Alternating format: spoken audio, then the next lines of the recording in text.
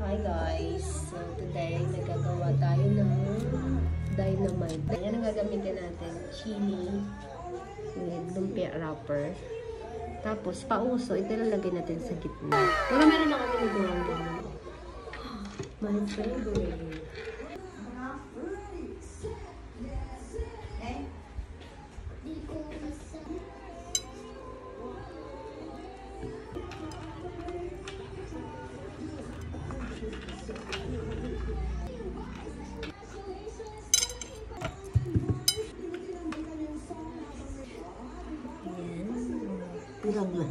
Sabi nilang hipon, pachamba.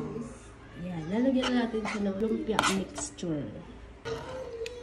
Balot-balot. Ganyan.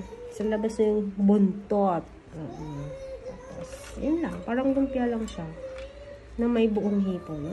See?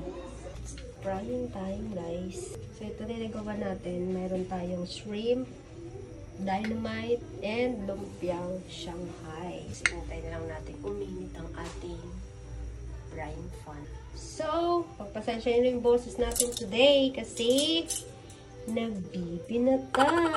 Ito yung nagawa natin. Oh, ang dami, no? Magkano lang? 1/4 ata na giniling niya tayo. I'm not sure. Sa mga 1/4, yun yung kadami. Unahin natin to guys na hipon. Kasi, first time ko gumawa talaga nito. Di ko alam kung anong lasa. Pero, piling ko masarap.